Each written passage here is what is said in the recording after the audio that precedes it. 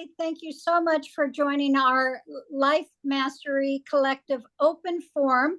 And our topic today is the big why related to your goal setting. I know for myself that I'm working on a course, and my course is surrounded around cancer. And I have to say that is part of my big why. I am a cancer survivor and I want to pay it forward. And so my why is strong for that particular item with my course. And I just want to say thank you for joining us today. And we have our core members here, founding members. So I'd like everybody just to wave a hi. We have Faye. And we have Andrea. And we have Deb, Jeff, and Kurt. So you get to see the names with the faces and everything. So I am just so pleased that you guys have joined us today. That some of the ground rules basically is that we all do the discussions. If you have any background noises or something, you might want to be put on mute, but we really would like to have your participation at any time. So please join us. And I know I've shared my why and how it's so important to me. And I guess I'll open it up to anybody else if you have your reason why.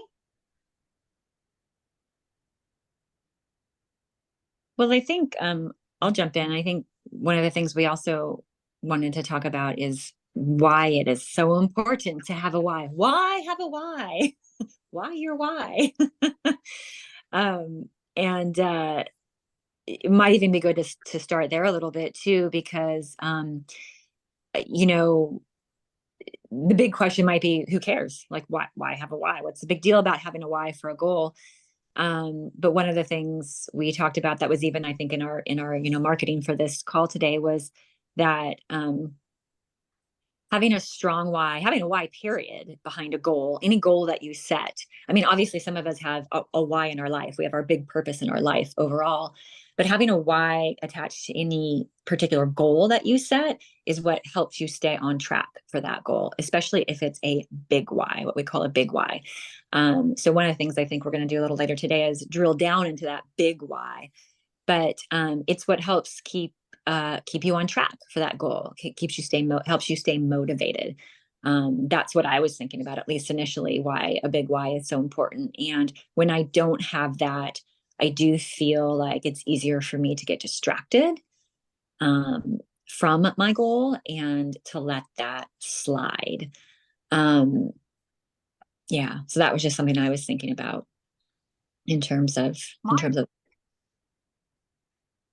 my entire life. Go ahead. My entire life had been, adult life, I should say, had been guided by whys, because I was a teacher for 42 years, and then I was a counselor for 25.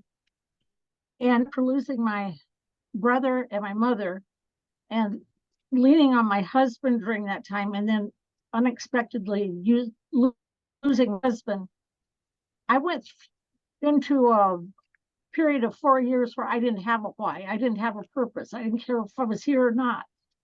And I went to a lot of different programs to see if I could help me out of that, and if I could find why. Why would I continue on when everything planned for was gone? And my why came in the package of a program called the Recovery Program. And once I found myself being able to honor my husband, Larry, and watching how it helped other people, I found a why. And I'm noticing now more and more when I get into a funk, I know how to out. It's not always, it's a pattern I follow, but it's also, it has to be a why there, and a why that I really believe in, or I just stay stagnant.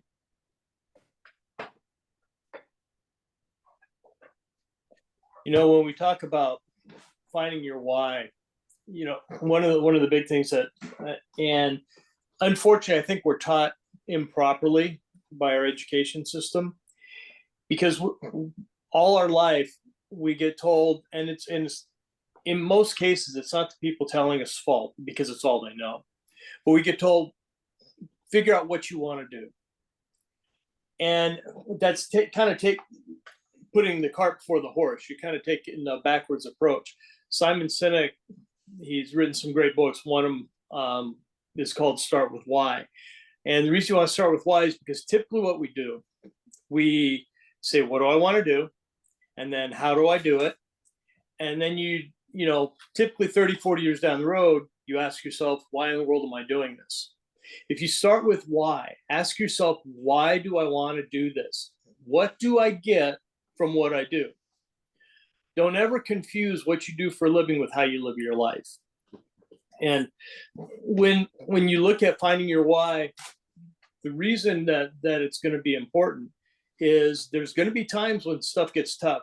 You can say, find your passion, find something you love to do. I've done things I love to do. I will promise you that I don't care how much you like to do something. If you do it for a living, if you do it for a profession, for 40 years, there will come at least one point where you say, this sucks and I don't want to do it today. It may pass, but it will happen. There are no exceptions that I've ever come across. Granted, I've only been on the planet for a little over 62 years, but I have never seen it. Now, you can develop a passion for what you do and approach it with the right attitude, and that's a whole different thing, which is awesome. That's about feeding your mind. But to put it in perspective, as far as a motivational aspect of why, one of the best things I can think of is a 2x4 example. And no, it's not getting hit upside the head by 2x4, although if God wants to get your attention, he will. But if I take a 2x4 and put it on the ground, and I tell you, if you walk across this 2x4, you walk the length of it, that I'll give you $20. You probably say, sure, I'll do it, not a problem. If I put it up on between two 6-foot ladders, I've just eliminated 90% of you. You say, ain't no freaking way. And if I put it between two buildings, you know, say 40-story buildings, you're going to say, ain't no way in hell that I'm ever going to do that. And for $20, you're right. You won't. There's not enough motivation there. But if you're a parent and I take your child and I dangle them from the other end of that 2x4, all of a sudden your motivation changes, doesn't it? You have found your why, and you will go across that 2x4 to save that child. And that's the reason it is so important. No, not important. It's critical. It's a crucial element to find out what motivates you. Find your why, because there are going to be times where it gets tough.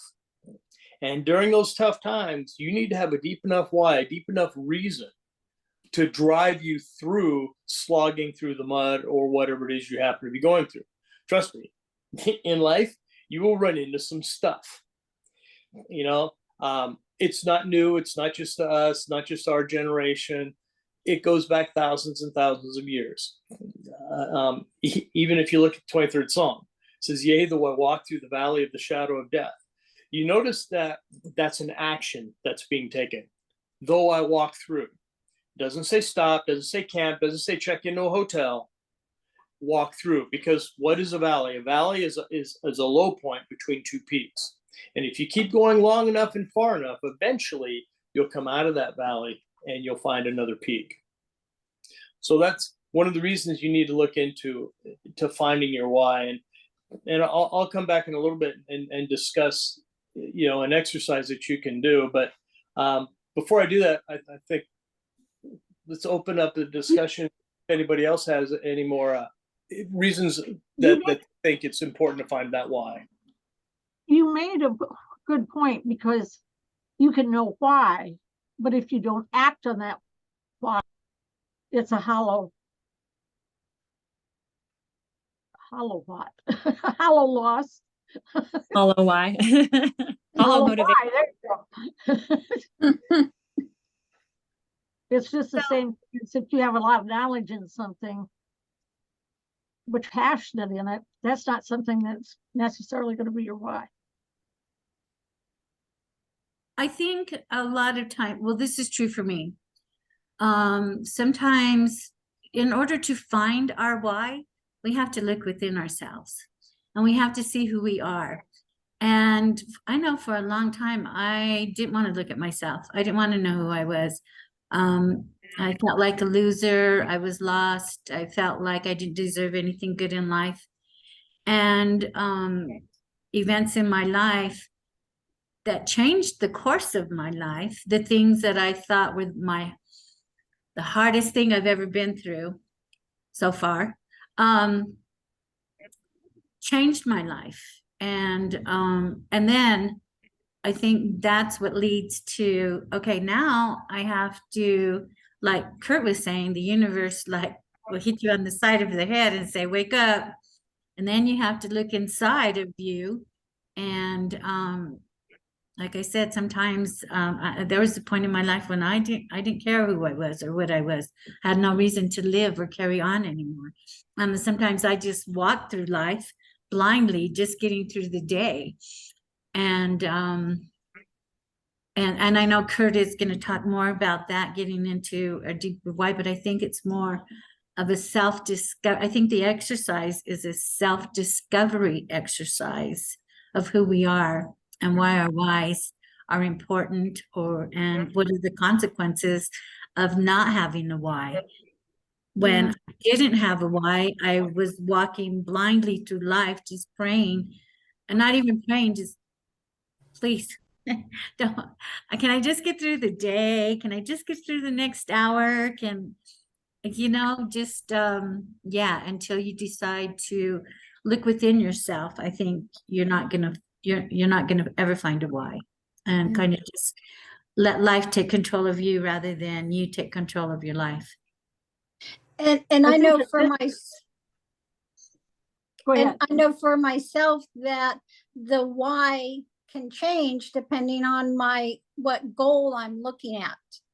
For my health or for a relationship, it's important to have that why for each of them, just to guide you and like you guys said, to push you forward. If you have that big why on each of the goals, it definitely helps you to move forward. And stay motivated within Yes. not just your life, but your goals. That's a really good point. So the exercise that we're going to do, I think, you could use it to find like your big why in your life in terms of your purpose.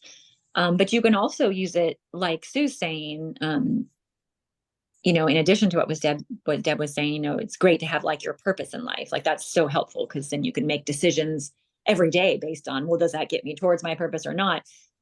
This can definitely help you with that. But as Sue also mentioned, when you have individual goals, having your big why behind each goal is what keeps you there with that goal. Because we all know what happens January 1st.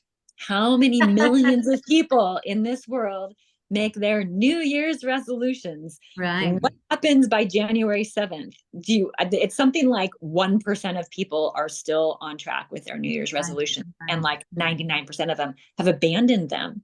And I think the reason behind that is because they just say, oh, well, I want to lose weight. Okay, first of all, that's not specific at all. We did SMART goals and we talked about our Smarty Pants goals last week. But if you're just saying, I just want to lose weight, okay, why? If you actually have a reason behind it, this happens for a lot of brides, right? Right before they get married, they're like, oh, I have this beautiful dress. I want to look great in it. I want to fit in it. Maybe they did a sizing. They don't want to have to go down a size. They just want, or they don't have to go up a size, or maybe the dress is only in one size and it's just one size away from where they are right now. So they have this goal to lose weight before their wedding. This is their big day. It's going to be a once in a lifetime thing. I want to look great. I want to fit in my dress. That's a pretty big why for a lot of brides, right? That's to lose weight, right? And so a lot of times that is stuck to a lot more often than maybe in January 1st, 5 years after they're married, they decide to lose weight. That doesn't stick. They've got a pretty big goal around looking great in their dress for their one time, this one day in their life that they're going to be on stage and the most important person in the room. So I think that is why, one of the reasons we talked about doing this particular talk today is because we were talking about goal setting. And really, if you want to stay motivated, if you want to be successful in any of your goals, to find your big why behind it, to really drill all the way down, is the best way to keep you motivated and committed to that goal. And we want to see people stay committed. We want to see people get their goals.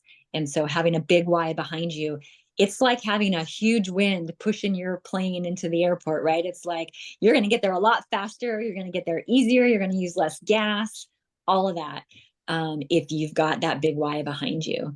So yeah, I think this exercise can be used for your life's purpose, and also, like Sue's saying, individual goals along the way, for sure. And I like what you said about being specific, because using your example as a bride can say, I'm getting married within a month and I hope to lose 50 pounds. That's not very realistic. Setting yourself up for failure. And Right. I think sometimes we look at the grandiose why, and instead of getting it down as specific as we can. And I also like what Sue said about our why is changing. The exercise that Jeff's going to show us in a little bit, I've done more than once because I've had new experiences and my whys are changed. They're not in stone. They're according to how you are at that time. So they're not, I think sometimes you think I have to hold on to that till I get there and am a success in that. And maybe suddenly something happens that is not your priority. And that's not the why you want to work towards. So an awareness of the change and an awareness of the specifics, I think, are important. Yeah, I think our life is, I'm sorry, no, go ahead. because our life is fluid and flowing, and you never know what direction we're going to, and you always have to be open to, like the times when I wasn't open, and then something happens and you change, and then you realize, and then something else happens, and then so yeah, our life isn't concrete. Our life is free flowing, and it goes in whatever direction we decide to make it go, which is part of the why. Do I want to keep going in the same direction? Do I want a new direction? And something I just learned recently is what you guys were all talking about earlier, is the different whys for the different aspects of my life. And how I'm going to change some of those and open myself up to some different ones too as well. So. Yeah, that's a good point. And I think that, our goals change over our lives. When you're 20, your goals are going to be very different than when you're 50, for example. Or even from 20 to 30, goals change significantly. And so if your goals are fluid, then yeah, obviously your whys are going to be to some degree too. You may have one why or a couple whys that are consistent throughout your life.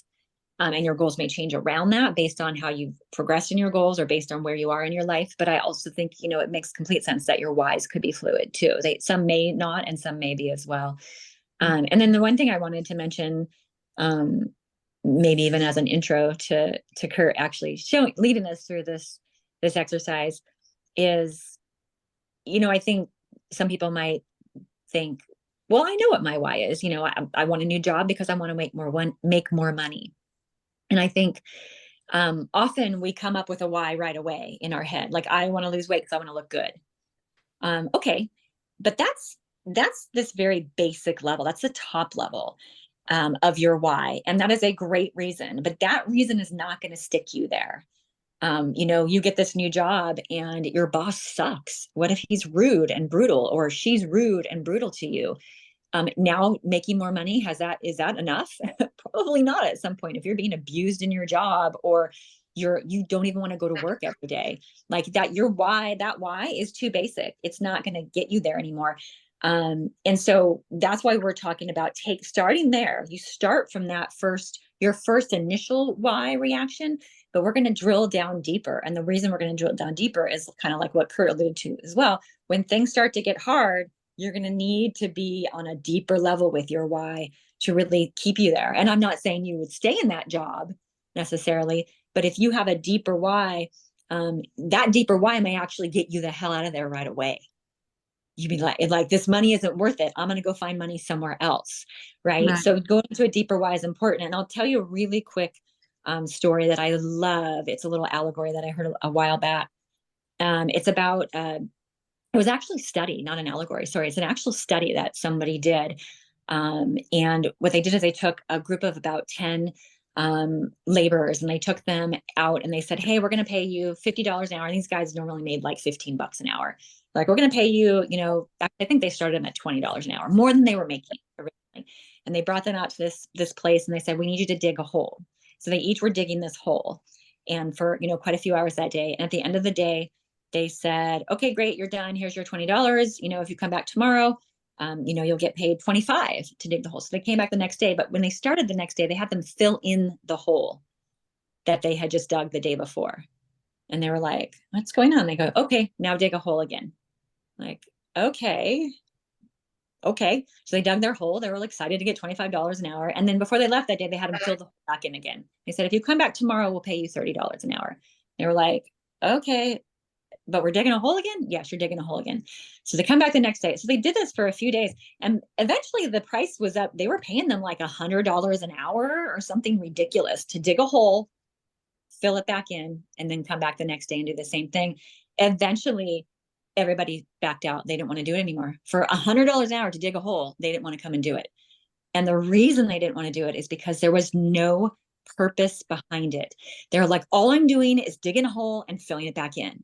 And at some point, I think they even offered to pay them a lot of money, like $500 an hour, something ridiculous. And they were like, no way. I can't keep doing this every single day, because there was no purpose behind it, no deep why. The why was, you're digging a hole. Okay, but that wasn't enough. That top why wasn't enough for them. And no amount of money could change that for them. So I think it's important to understand that your initial why is a really, really good starting point.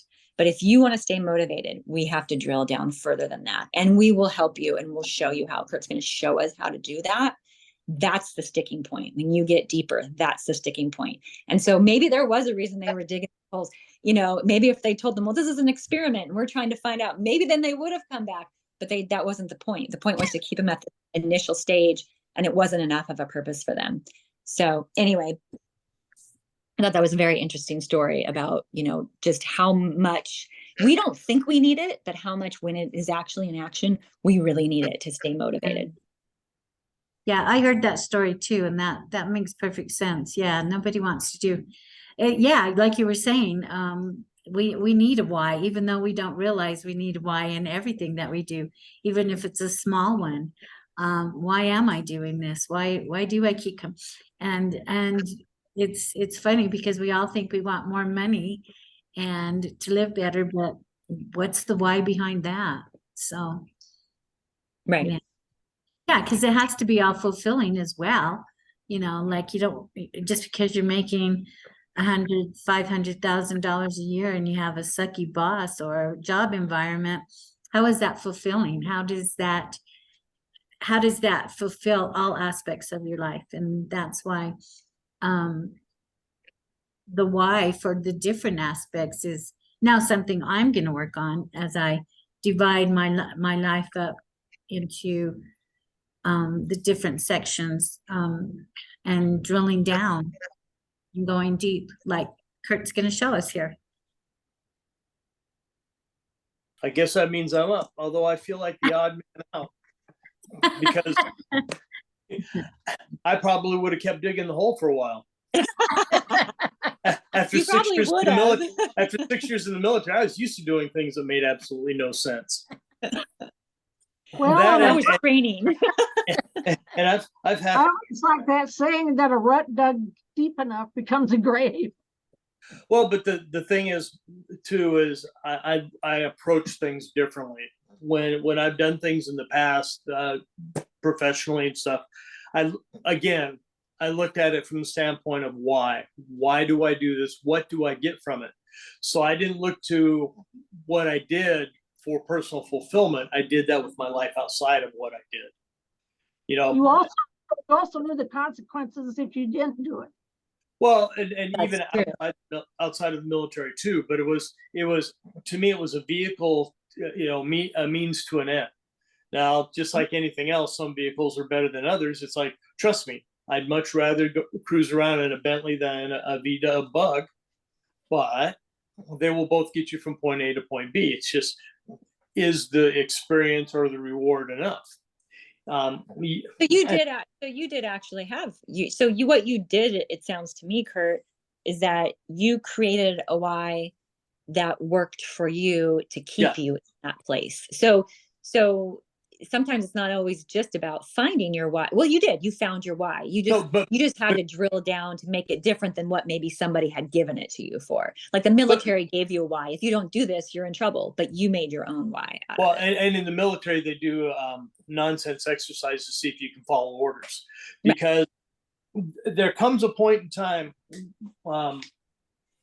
most people say, well, I don't know about this, they'll question something that they're told to do.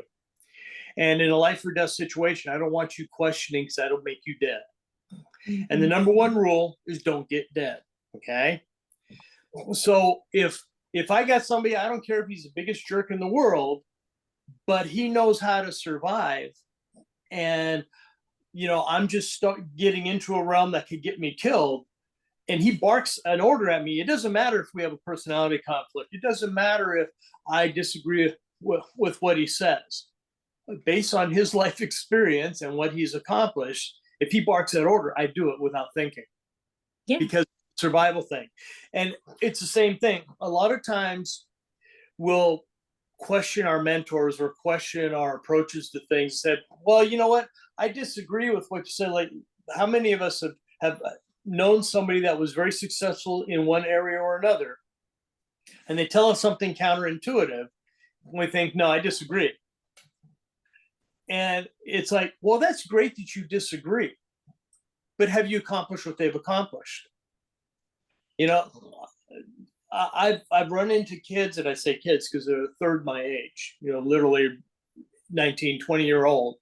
And, we all remember back then, kind of that rebellious state, old people don't know anything, it's like they say, to 16-year-olds, kids, why you know everything, move out quick before you realize you don't.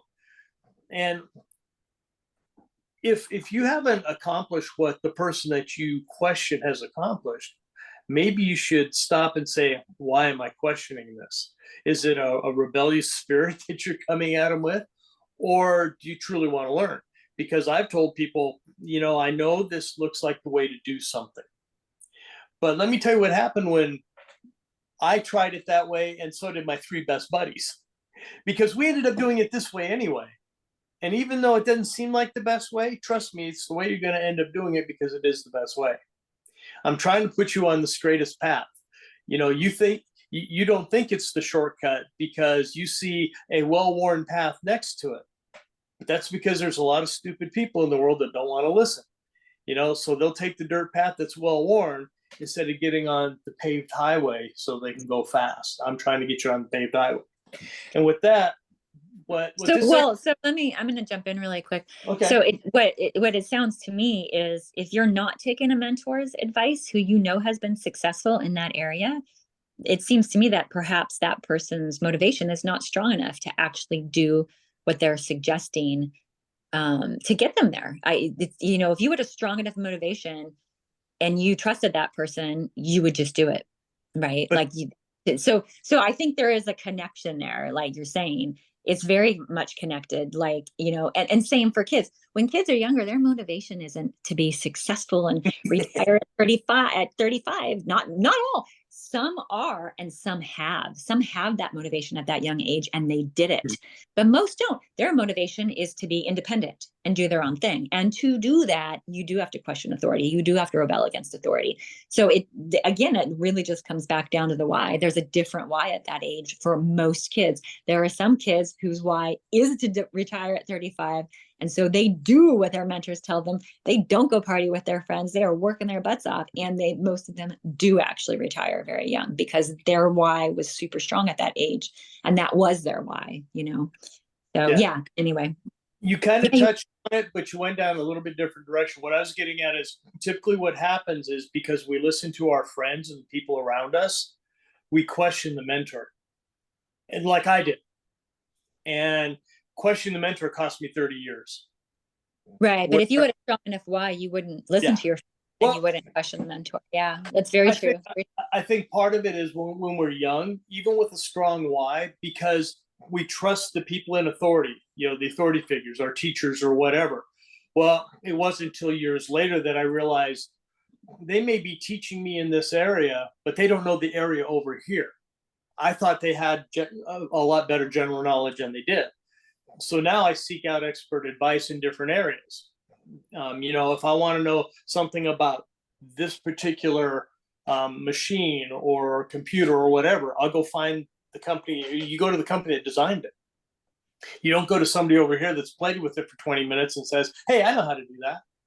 Because they're missing a lot of inside stuff. Having worked in tech for many years, there's a lot of things that you don't know. And if you don't know what you don't know, it's really hard to figure it out, where it's so much faster to find an expert. And that's one of the reasons that this exercise that we've talked about is so important. It's called going 7 levels deep. And it was something I learned from Dean Graziosi, who got it from Joe Stump. And it's really simple. It's 7 basic questions to ask yourself. And really, it's one question you ask yourself 7 times. And what it does is it's designed to find that deep emotional why that makes you do the things you do. Because a lot of us think we know what drives us. We think we know what motivates us. But when we really get down to it, there's a deep, deep psychological need for validation or self-actualization that Maslow talked about, that sometimes we don't realize we're striving for. And it's kind of like, if you don't know the roadmap to get where you're going, as they used to say, all roads lead to Rome. Well, if you don't know where you're going, any road will get you there. So what this is you're going to ask yourself 7 times, and I'll run through it quick. So, you can take notes or just go through this on your own, take the time. And I would ask that you take the time to do it, because it is something you need to think about for a minute or two. And the first question you ask yourself is, what is important to you about becoming successful? And this doesn't necessarily just mean finances. This could be health. This could be different areas, relationships. So your deep-seated why might be different in each area. But you're going to ask yourself, what is important about becoming successful in this area? Okay. And whatever your answer is, if your answer is X, Y, Z, then the second question to ask yourself is, you said that it's important because of X, Y, Z. Why is that important to you? And each time just drill down a little bit more. Whatever you answer to question 2, you take that, you said this for the second question, ask yourself, why exactly is that important to you? And you're going to repeat this 7 times. You get down to 6th level and you got to ask yourself, whatever the answer to it was, what specifically about that is important to you? And then again, you just keep asking. 7 times you're going to do this. Whatever the answer is to the previous question, ask yourself, what is important about that to you? And I think you'll find that as you get deeper, it becomes a lot more emotional. Typically somewhere around question 5 or 6, you start finding a deep-seated emotional need, because we get past all the fluff, all the crap, all the logic and everything that we think we know, the story we've made in our heads, and we drill down into what it is that's actually the visceral reaction that we have. And that's what that 7th question does. Because whether you choose to believe it or not, actually there's 2 things. You are in life exactly where you've chosen to be, which was a harsh reality for me. That's not saying you chose everything that happened to you, but you always choose how to react, and you choose, and as the saying goes, not to decide is to decide. Because any choice you make, you always have a choice of how you respond to things or don't respond. So when you get down there, you realize that all these choices have brought you there, but what is it that drove you to make choices that way? When you understand what's driving your choices, you can change how you choose things, how you decide things, what paths you take. One of the best investments you're ever going to find is investing in yourself, finding out why you do what you do, finding that deep-seated psychological need, that thing that actually drives you. And that's what this exercise is designed to do, is finding exactly what it is that motivates you. Because again, finding your why and knowing what it is that pushes you forward, that deep drive, whether it's saving your baby at the end of a 2x4 or getting healthier, that's going to get you through the things that you don't like. If it's financial, it's being successful in a career. That's what's going to drive you in those late nights when everything's looking bad, the money flow's not there, things are happening, and you just got to flog through it and put in the time, because there's no shortcut for doing the work. If it's health, now I know not everybody's like me, and some of you may actually love kale, but you say, why do I do what I do? I eat this stuff because it's supposed to be good for me. My why is being healthier at the other end.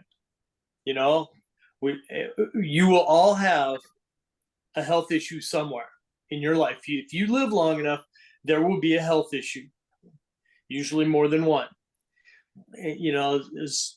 Money you can always make again. You can lose money, you can make more money. If you lose your health, that's kind of game over.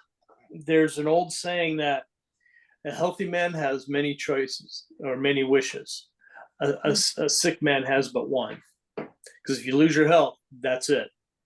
So there's things that if you know your why, if I want to feel better, I want to be healthier, I want to be leaner, I want to be able to move with more energy, maybe I want to play with grandkids or whatever it is. Knowing that the long-term effect is what you're looking for, that's why I'll eat these stupid ass kale chips right now. Okay? Or that's why, the Rocky Road candy bar, it's basically, it's a block of sugar because it's marshmallow with, I think, cashews wrapped with chocolate. So it's like, that sounds really good, but if I put that block of pure, unadulterated, like processed sugar in me, that's going to kick my inflammation levels up. Now, if you've ever had joints replaced, you'll realize that inflammation levels are not your friend. And Kurt, I understand, that when you start the whys, it's usually from your head. But when you get down to that 7th level, or maybe the ones before it, it comes from the heart. At least you should, it seems to flow that way. Yep. Well, the other thing is, every decision you make is emotional. Because if you really think about it, the times you've decided to do something, it's like, well, I'm looking at cars. Do I want this one? Do I want that one? Deep down, if you'll be honest with yourself, you pretty much picked out the one you really want, or narrowed it down to 2 that you really, really like. And then all those logical, people say, well, I make decisions logically. No, you don't. You decided, and then you use that wonderful mechanism called the reticular activating system in your brain to find all the things to justify your decision. So you can go down a bullet point and here's 100 reasons why this is a good decision. But the decision was made before you enumerated all those justifications. So we're emotional creatures. Go ahead, Say. I wonder if you could do an abbreviated or show an example of what you mean by that. Yeah, I was actually, do you mean by the exercise itself? Yeah, to do the exercise itself, because listening is different than experiencing it or seeing it. I can tell you about, I won't go through all 7 steps, but I can tell you about, I did this exercise once with someone, and so at the top level, the goal was to lose 30 pounds. And so, the first question is, well, why is that important to you? And her answer was because she wanted to look and feel better. Well, don't we all? But why? Why was it important for her to look and feel better? And that answer, so, the answer to her second why was because she wanted to have more energy for her kids, to be around her kids and, be with her kids. And so then why was that important to her? So we kept going, we drilled down, and they say the magic happens around like the sixth or so why. And when we got down to that level, what it came down to at the very end, the reason she wanted to lose 30 pounds was not really to look and feel better. The reason was because when she was a kid, her mother was overweight and couldn't play with her. She didn't have the energy or the physical ability to do things with her. And that made her feel unloved and not important enough to her mom. And this woman did not want that for her own children. So her motivation to lose 30 pounds was so that her children felt loved and important by to their mother, loved by and important to their mother. That is so far. That distance is so far, but all it takes is a couple more. Well, why is that important to you? Right. Like when you look at those two, I want to look and feel better too. I want my children to feel loved and important. That is huge because I did not for my mother. This wasn't me, obviously, but that's huge distance. And when she doesn't want to get up in the morning and exercise, looking and feeling better is enough to just go, well, whatever. Right. I can do it tomorrow. I'll do it tomorrow. Yeah. But as a mom, wanting your children to feel loved and important so that they are successful in their lives and live happy lives, that is huge. I'm a mom. I know how huge that is.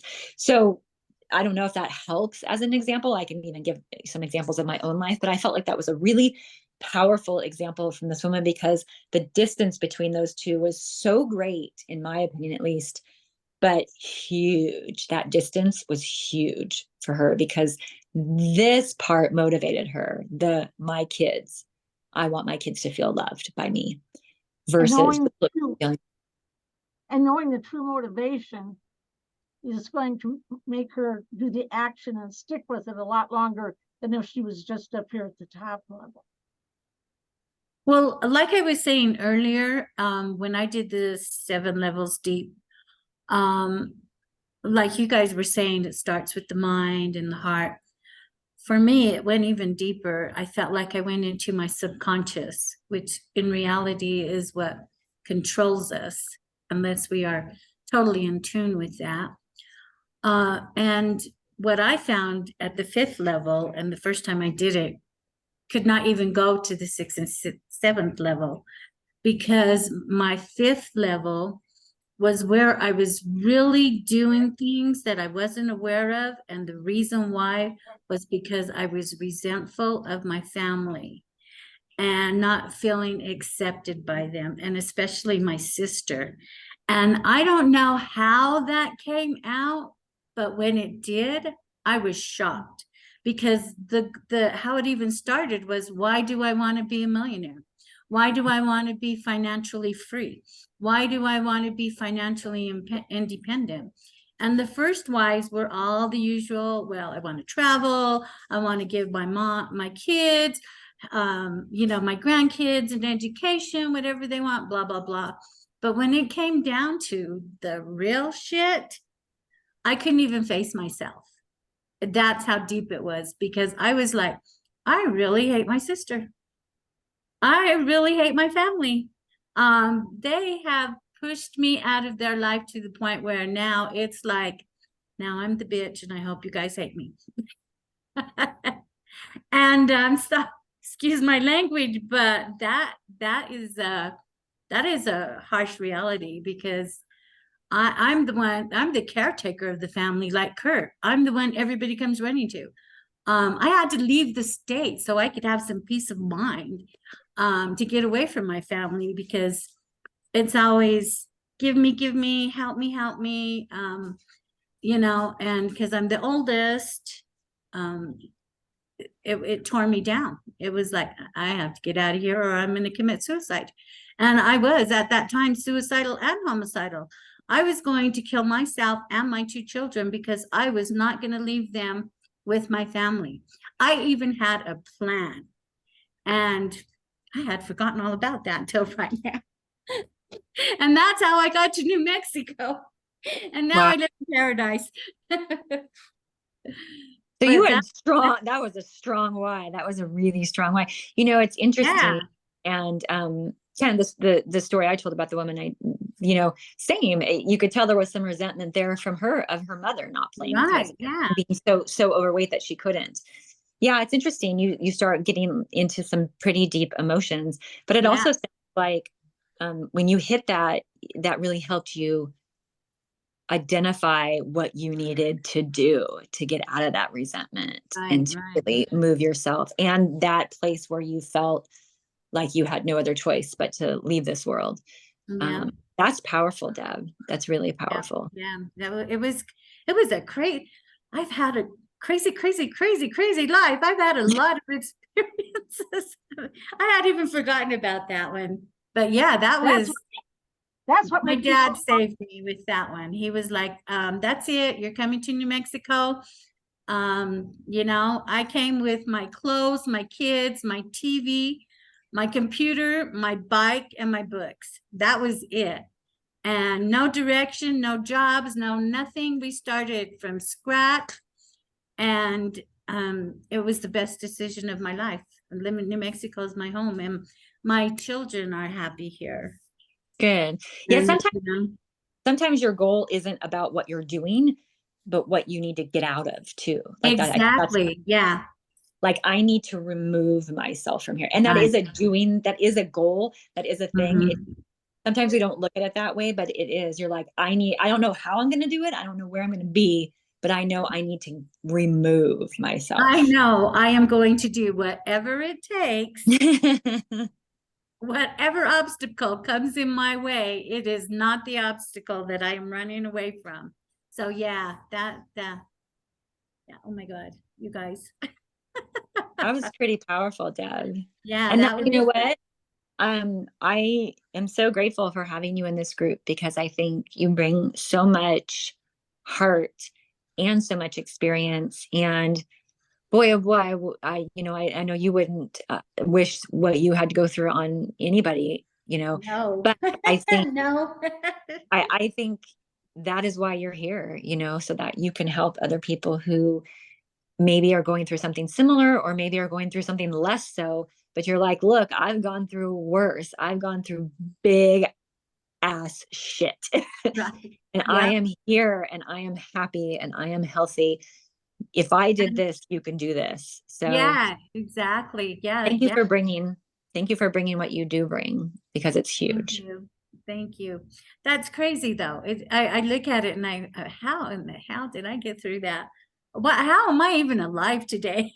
It's like, and looking forward to 100, to being 120 and 25. And, you know, I'm with Kurt. I'm like, you know, I still have a lot of life left to live, you know, and this time I'm in control.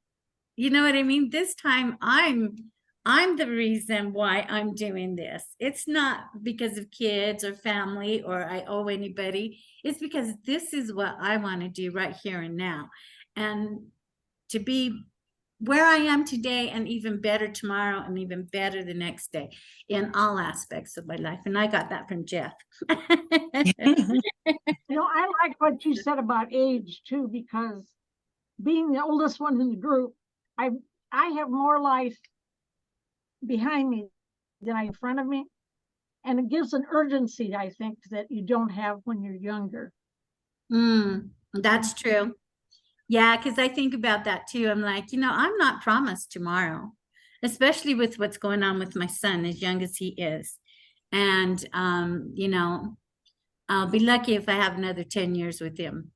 And, you know, I hope I do. And I hope we have more. And I'm praying for that.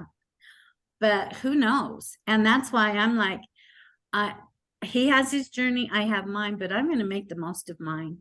And even living this summer, I did so many things. My whole summer went by like that. I was camping, I was kayaking, I was horseback riding. I was in Oregon. I got to spend days alone with my grandchildren, something my daughter-in-law doesn't allow, you know. So I felt very privileged because she was like, okay, you can take my children, and I get it. You know, we don't know each other that well. I only could just go see him once a year. This year, last couple of years, because my son's been sick, I've been out there more. But it was all mindset. It was all why. It was all your guys' support and making decisions and facing yourself when you don't want to. And that's hard. I think that was the hardest part, when I realized most of the reason why I was doing what I was doing was resentment of my family. And nobody wants to be resentful. That sounds so negative. You know what I mean? When you try to be a good person, but you're the driving force behind you is resentment and anger and payback. That doesn't sound very spiritual. That may need to drive the push that you have to do it. Yeah. Look back at the other reason. Yeah, and I know that that's what kind of happened with me, is that I thought I had my why being experienced with, going through the cancer and everything, but it wasn't until my brother and my youngest brother and my husband both passed away in the same year from cancer that it hit it even more at home that this was my direction, and it made it even stronger of the push that I wanted to go through. So you can have a why, but things can change, and it can either get, probably get stronger like it did for me. Yeah. Based on circumstance. Such, Mhm. yeah, for sure. Deb, you have me almost in tears. It's amazing. Like and you were talking about resentment, and the thing that sort of came to my mind was when we're resentful of something, somebody else is in control. It somehow, like, I think when I know, for me at least, when I'm resentful of something or someone, they, to some degree, I've given my power to that person. I've let them have power over my emotions based on what they do or what my job does or how I'm, so it's interesting. That's what came to me, is like, there's this, being resentful is giving up control. And I think to some degree, we all want some control in our own lives about what we can do, whether it's from disease, like, with cancer, when you have cancer, you're not in control anymore. You're really not. The cancer is taking over, or whatever's happening, you're not in control of your body. I think there's something there about, like, in the end, we all want to be able to live our lives the way we want to live our lives. Right. And whether it's a thing like a disease, or it's a person like someone in our family or a friend or a boss who's taking that, we're allowing them to have that control. Right. And sometimes they're taking control, right? Yeah, I don't know. That's just sort of what came up for me around that. And that's a good point. But I think you don't even realize that. Well, I didn't even realize that until I got so deep into myself that I couldn't even face it anymore. It was like, oh my God, I'm a horrible person. And I did give up control. I did give them power. And until you see that, you don't realize that either. And that is why it's this self-discovery thing that we're doing as a collective and trying to help people. It's all starts with knowing who you are. And I also think that sometimes negative emotions have their place, because had you not been that resentful, you might not have taken the action of moving. Right. That's true. Yeah. So exactly. At some point it may be useful, and that for you, that was taking control. Right. You took control by moving, but what pushed you was the resentment at that time. And then once you were there, you took the other reasons. Exactly. It also shows that your why can change on a dime too, because it's amazing how you get some kind of diagnosis, and all of a sudden, all those years of bad living, you decide to change overnight. Like the person that refuses to ever quit smoking finds out they have cancer and they quit smoking overnight, or they have a heart attack. Same thing. Anyway, we're just about the top of the hour. So anybody got any final thoughts? That went by fast. It did. It did. Thank I have a you, final Deb. thought. Thank you for sharing. Yes, thank you. Thank you, Deb. Yeah, that was pretty powerful. I don't know if it's a final thought, but one of the thoughts that came to me is I'm very grateful for all of you and for our collective. Me too. Yeah. Me too. Yes. I think, oh my gosh. It's meant to be. I And can, you know, the thing I like most about it is that we don't compare each other. We all know that that person is where they are and are listening to them, so we know the spot they're in, and we're not belittling it or saying, and that's a lot worse than I have. We're getting out of ourselves and listening to you, and I think that helps. And you're part of that because you do that for us. Mhm. Very much so. that's what we're supposed to do, be there for each other and That doesn't mean allowing, it always happens. I'm sorry? That doesn't mean it always happens. Right, yeah, that's true too. And I Well, think that's what makes this group so strong, because it does happen. Yeah, Well, then I will wrap it up with the final thought. Remember, Okay. life is a journey. It's meant to be enjoyed. It's meant to be reveled in, and it's meant to be celebrated. So with that, bravo. we'll call it a day. Bye-bye. Talk to you guys later. Bye. All right, Thank you. bye-bye.